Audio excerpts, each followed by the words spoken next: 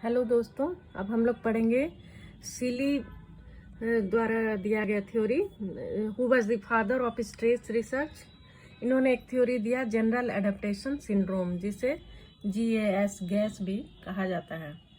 तो हैंस सीली जो थे उन्होंने रिसर्च किया कि बहुत देर तक अगर लोग स्ट्रेस में रहता है तब क्या होता है। इस दौरान वो बहुत सारे पशुओं पर भी अपना ये एक्सपेरिमेंट किए। वो उसको हाई प्रेशर में एक्सरे में रूम में या इंसुलिन का सुई लगा करके वो लैब में बहुत देर देर तक उन लोग का स्टडी किए, और हॉस्पिटल में भी जा करके वो रोगियों का स्टडी किए। और तब उन्होंने बताया कि जनरल एडेप्टेशन सिंड्रोम में 3 स्टेजेस होते हैं।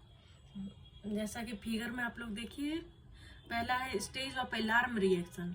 तो इसमें जब हमारे पास स्ट्रेस आता है तब हम क्या करते हैं कि हमारे शरीर में एक अलार्म पैदा हो जाता है, और हम लोग या तो फाइट और या फ्लाइट, मतलब उसमें या तो भाग लो या वहाँ से भाग लो, फाइट और फ्लाइट के मोड में हम लोग आ जाते हैं।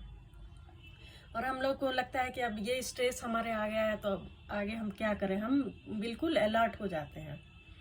उसके बाद दूसरा है स्टेज ऑफ रेजिस्टेंस। इसमें हम लोग काम करते हैं, जैसे कि मान लीजिए हमारे पास हमारे सामने स्नैक आ जाता है, सांप आ जाता है, और हम लोग क्या करते हैं, हमारा शरीर बिल्कुल अलर्ट हो गया और हम लोग सोचने लगते हैं कि अब इसका सामना हम कैसे करें।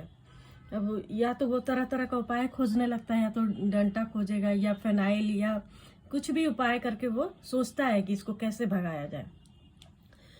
और लास्ट में क्या होता है कि स्टेज ऑफ एग्जॉस्शन, और जब उसको लगता है कि हम कुछ नहीं कर सकते हैं तो वो बिल्कुल एग्जॉस्ट हो जाता है।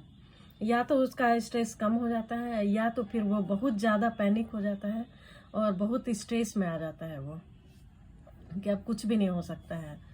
तो इस तरह से उन्होंने 3 स्टेजेस बताए कि जब कोई स्ट्रेस आता है तो व्यक्ति क्या कर सकता है। पर इसकी आलोचना हुई क्योंकि उन्होंने कुछ भी मतलब साइकोलॉजिकल स्ट्रेस के बारे में इसमें नहीं बताया उन्होंने। इसके लिए उनका ये आलोचना भी हुआ इस थ्योरी का।